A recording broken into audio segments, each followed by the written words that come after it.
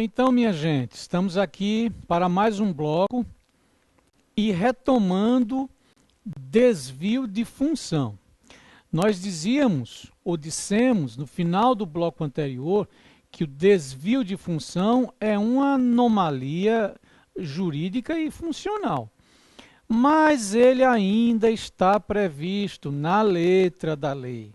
O que é que a lei diz no artigo 8º? Vamos ver.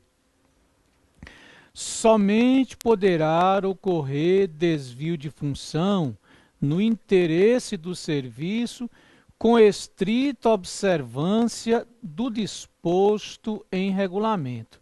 Dizia eu que o desvio de função não deve ocorrer, mesmo nesses termos aqui, mas para fim de prova, de novo, sejamos pragmáticos. Eis o que diz o artigo 8º. Agora, mais importante, ou importante mesmo, é o preceito que vem depois, dizendo que não se pode, ainda que o desvio de função ocorra, não se pode querer extrair dele certas consequências. Que consequências a lei claramente afasta do desvio de função? Por ser uma anomalia. Veja, o desvio de função não acarretará. Primeira consequência que a lei afasta. Isso não parece, mas é um. Aumento de estipêndio, quer dizer, de vencimentos do servidor. E 2, reclassificação ou readaptação. O que isso quer dizer em síntese? Suponha, eu sou um servidor e que estou em desvio de função, exercendo, digamos, as atribuições de contador. E suponha que existe o cargo de contador. Na administração, meu cargo não é de contador, é de auxiliar administrativo, mas esse que eu sou formado em contabilidade. A administração precisou de mim e eu acabei exercendo as atividades de contador, as atribuições de contador na prática. Bom, esse desvio de função me dará o direito de receber, depois de ter os vencimentos pagos ao cargo de contador? Não. Não terei direito ao estipêndio de contador. E 2, isso me dará o direito de depois passar a ocupar o cargo de contador? Não. Não terei esse direito. O que a jurisprudência diz, apenas para esclarecer, é que no desvio de função, quem está em desvio de função pode fazer jus a alguma indenização por exercer atribuições que não são as próprias do seu cargo, do seu posto de trabalho. Mas é muito importante saber que o desvio de função nem dá direito a aumento de estipêndio, nem dá direito à reclassificação ou readaptação do servidor. Ok? Ótimo. Vamos adiante. A lei, a exemplo do que temos na esfera federal, você viu aí projetado o temazinho, veda a prestação de serviço gratuito. Se você quiser trabalhar de graça, não pode. Se quiser que o seu exercício funcional não seja remunerado, não pode. Aliás, a lei diz, ao caracterizar cargo público, que ele enseja pagamento pelos cofres do Estado. Veja o que é que vai dizer a lei. Artigo 9º. É vedada a prestação de serviço gratuito. Então, não pode haver a prestação ou exercício laboral como titular de cargo público ou enquanto titular de cargo público de modo gratuito. Certo? Tudo claro? Ótimo. Agora nós vamos avançar. E vamos avançar para um tema muito importante. Provimento. O tema ou título 3 da lei trata das formas de preenchimento de cargo público. Você vai perceber que há sensíveis diferenças entre as formas de provimento da nossa lei e da lei federal em vários aspectos. Eu não vou ficar fazendo a comparação para não confundir, mas aqui e acolá eu vou fazer uma ligeira alusão à Lei 8.112. Quais são as formas de provimento que a nossa lei relaciona? Veja aí, no artigo 10.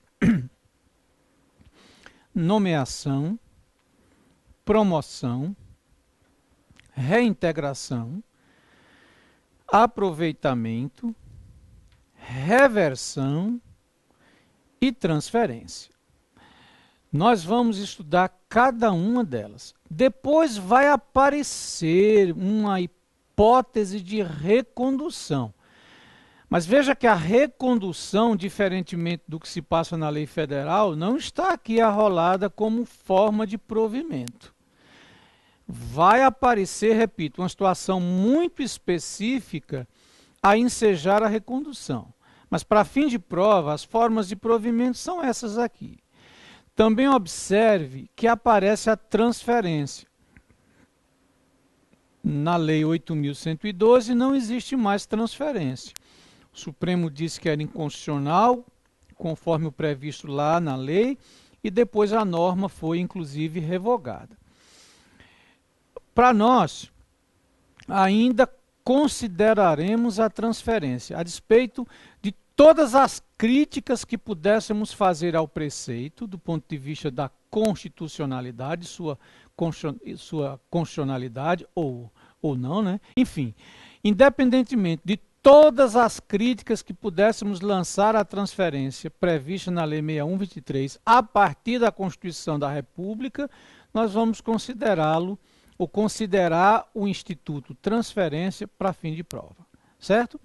Mas comecemos, ainda antes de falarmos especificamente da nomeação, com aquela tradicional classificação que diz que os provimentos podem ser originário, autônomo ou inicial, ou derivados.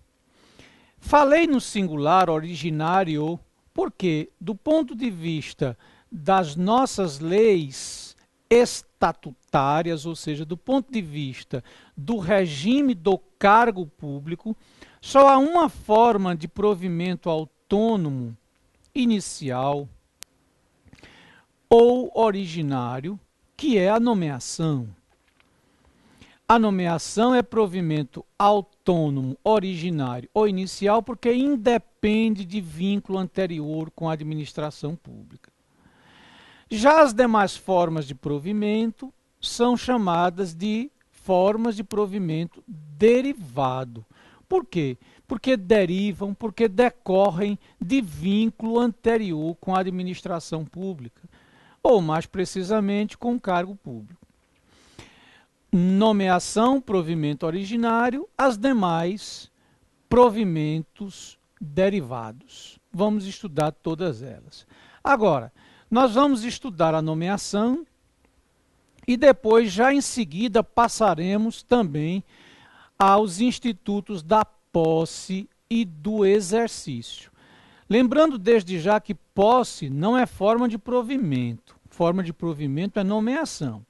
Mas como a gente sempre associa as ideias nomeação, posse e exercício, depois de nomeação a gente vai passar já à consideração da posse e do exercício. Mas já advirto, a posse, na Lei 6123/68, não existirá somente na hipótese de nomeação. Aliás, a posse é a regra em se tratando de Lei 6123. Veremos isso. Mas vamos adiante. Da nomeação, hipóteses de nomeação. Vamos ver o que diz a lei.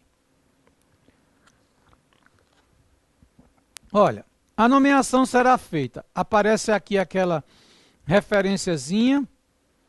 A nomeação em caráter vitalício para o cargo de conselheiro do Tribunal de Contas. Depois, nada mais se diz senão que essa nomeação obedecerá à legislação especial.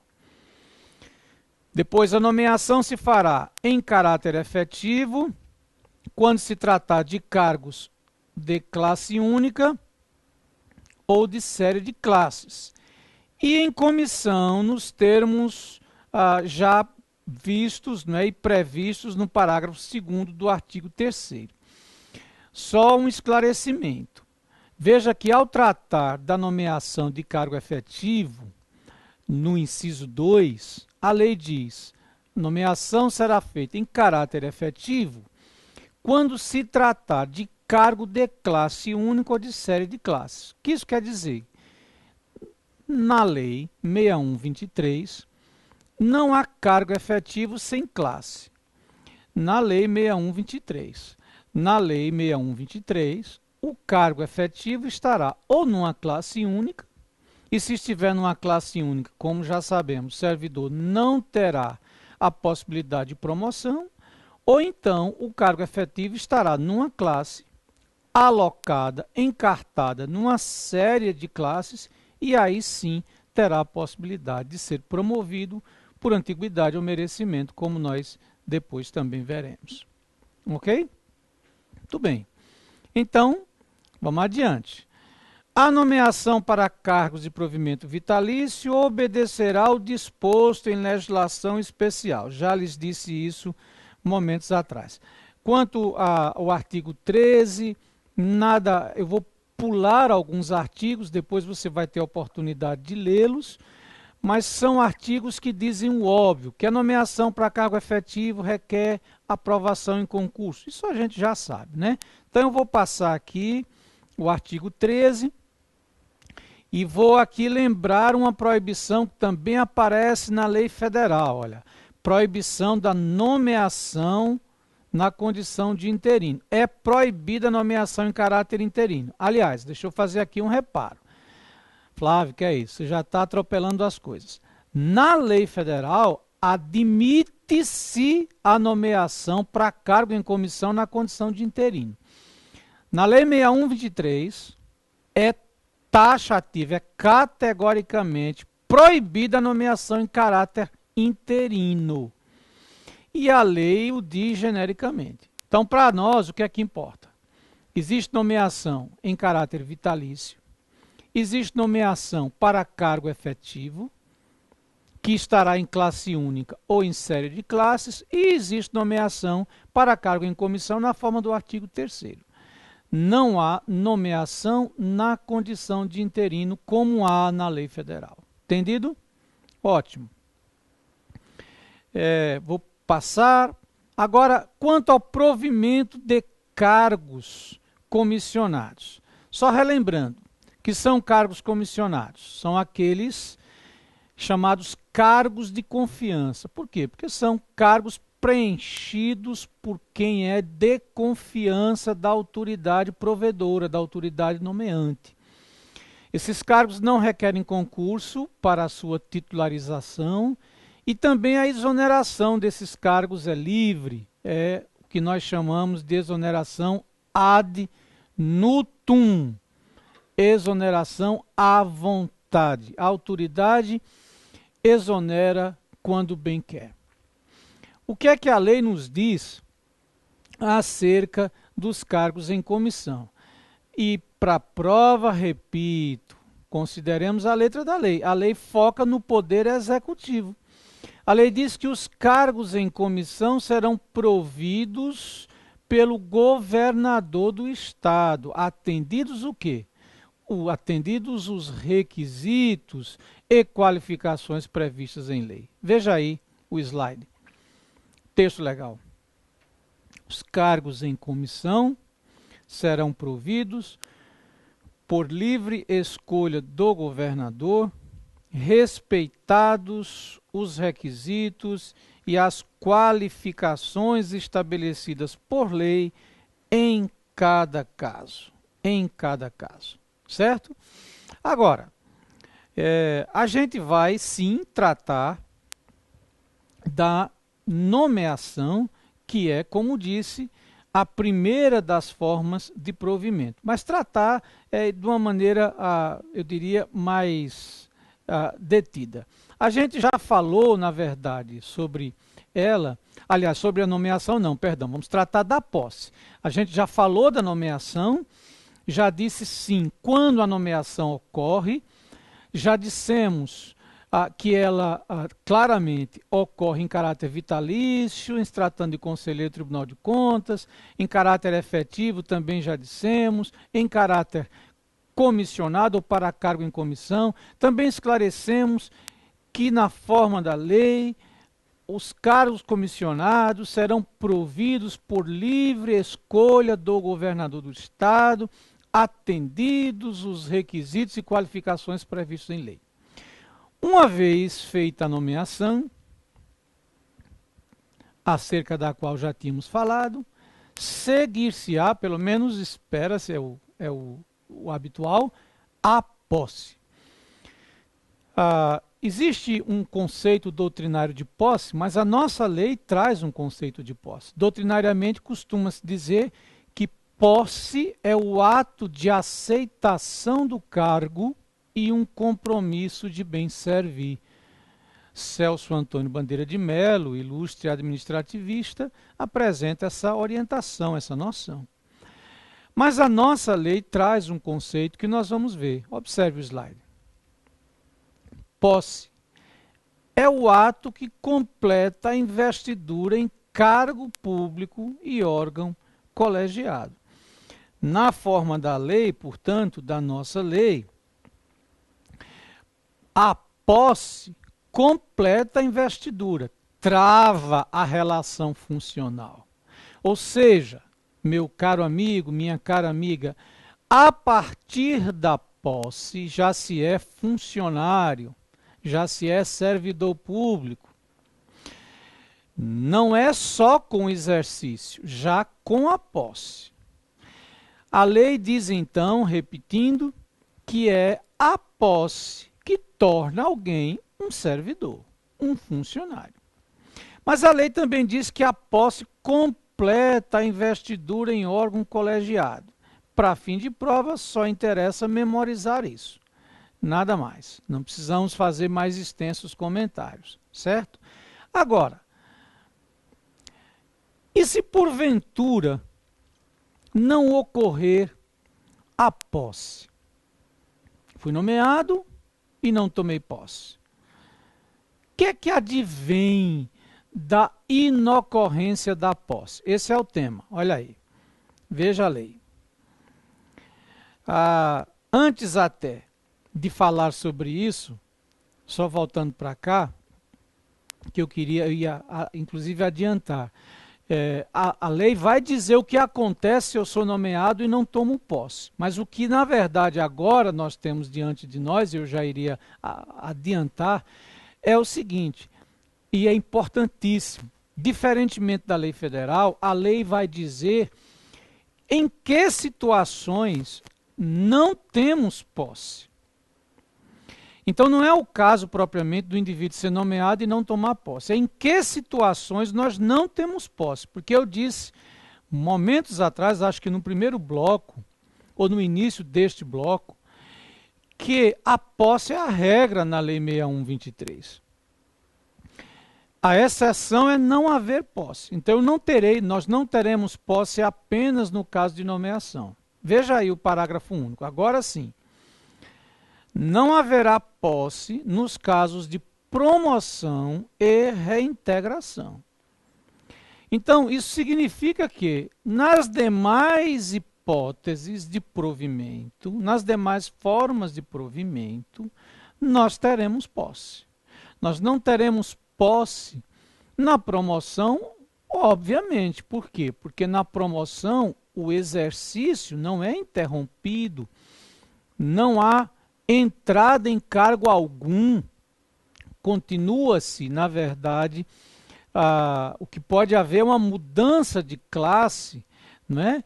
Mas, tecnicamente falando, não há interrupção de exercício, de modo a que se pudesse falar em posse, e mesmo tecnicamente falando, não há de modo que se pudesse exigir aqui posse, uma entrada no novo cargo. Há mudança de classe, mas não se fala, a lei, na verdade, diz claramente que na promoção não há posse. O vínculo funcional continua, na verdade, sem nenhuma interrupção. E não há posse na reintegração. A reintegração, na forma da lei, vai decorrer de decisão administrativa ou decisão judicial, em certa hipótese, em certa situação que nós estudaremos adiante. Então, lembre-se, não haverá posse em promoção, o vínculo funcional aí não é interrompido, e na reintegração. Depois esclareceremos melhor por quê. Nas demais hipóteses, então, nós teremos posse. Certo? Vamos adiante. Estamos estudando o regime jurídico da posse.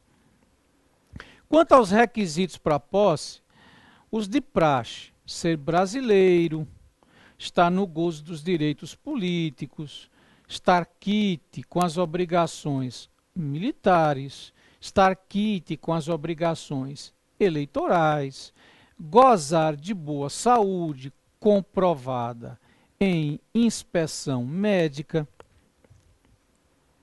ter atendido às prescrições de lei especial para o exercício de determinados cargos.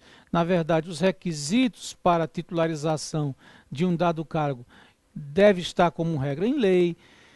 E aí vem o inciso 7, que diz ser declarado apto em exame psicotécnico procedido por entidade especializada quando exigido em lei ou regulamento. E aqui, repito o que já disse anteriormente. Para fim de prova, a gente considera o que está nesse inciso 7. Mas a gente sabe que a exigência de exame psicotécnico só terá cabimento para titularização de cargo público quando houver previsão legal. Isso está na súmula 683 do Supremo Tribunal Federal. A súmula 683 do Supremo, ou não, ou 686, deixa eu só confirmar, que eu troco às vezes uma com a outra, é 686. A súmula 686 do Supremo Tribunal Federal diz assim: só por lei se pode sujeitar a exame psicotécnico a habilitação de candidato a cargo público. Então, a gente vai dar o desconto. Pragmaticamente, podemos considerar a letra da lei, mas sabemos que, na verdade, não é assim na prática por causa da orientação já sumulada do Supremo Tribunal Federal, súmula 686. As bancas têm tido o bom senso de não fazer perguntas em cima de preceitos que possam gerar impugnação às questões. Esse seria um deles, não é? Mas, enfim, sendo pragmáticos, repito, é o que está aí na letra da lei. Mas a gente sabe a letra da lei e a gente sabe o que ocorre na prática de acordo com a orientação sumulada do Supremo Tribunal Federal. Vamos adiante. É interessante, e aí não tem outra alternativa senão memorizar a dispensa prevista na lei para alguns requisitos. Sem maiores juízos ou apreciações, aí realmente não há alternativa, senão memorizar. Isso já foi até objeto de questão de prova, ou seja, já houve questão de prova indagando da dispensa de algum requisito. Portanto, é importante considerar essa previsão legal quanto à dispensa de requisitos. Mas aí é memorização pura, não tem outra alternativa, certo? Agora, quem é competente para dar posse? Repito, nós estamos estudando o regime jurídico da posse. Falamos sobre conceito, falamos sobre as formas de provimento que não resultam em posse, que são a promoção e uma outra forma de provimento que não resulta em posse, a reintegração. Na verdade, na promoção, que é forma de provimento, há mudança de cargo, mas é uma mudança de cargo bem diferenciada, né? Não há uma interrupção do vínculo funcional, portanto não se há que falar em posse. E no caso da reintegração, nós ainda consideraremos um pouco mais à frente. Agora, também mencionamos os requisitos para a posse, a possibilidade de dispensa de alguns em certos casos, e agora a competência para dar posse. O que é que diz a lei? São competentes para dar posse a autoridade de hierarquia imediatamente superior no cargo de provimento em comissão. Olha aí, se for cargo de provimento em comissão, a autoridade de hierarquia imediatamente superior. Em órgão colegiado, o próprio órgão colegiado. Se for posse como membro de um órgão colegiado, na forma da lei, o próprio órgão colegiado. E, claro, em se tratando de cargo efetivo, o diretor de departamento de administração de pessoal da Secretaria de Administração. Repito, nós nem temos mais hoje essa figura, diretor de departamento de administração de pessoal da Secretaria de Administração.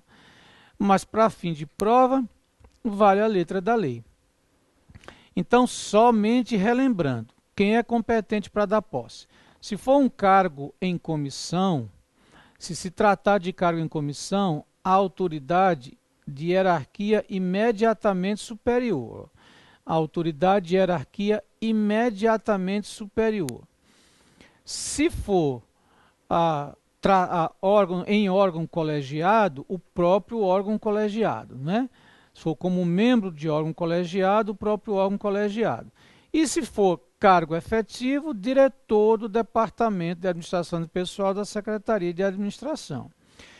Veja que não há nenhuma alusão à posse em outros poderes, pelas razões que nós já mencionamos momentos atrás. Ok? Vamos adiante. Conteúdo do termo de posse. Ao tomar posse, o servidor assume um compromisso. E eu disse isso momentos atrás.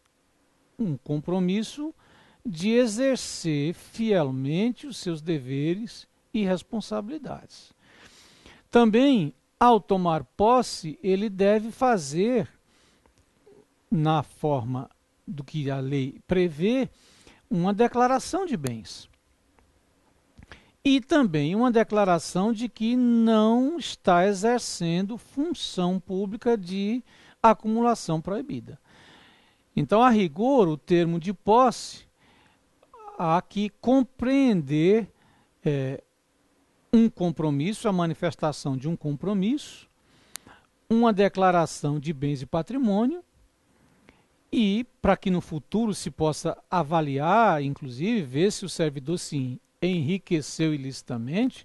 Isso hoje é relevante, ainda mais em face da lei de improbidade, não é? A lei 8429 de 92, e também fazer uma declaração relativa ao exercício ou não de função pública de acumulação proibida. Vamos ver o que diz a lei? Veja aí.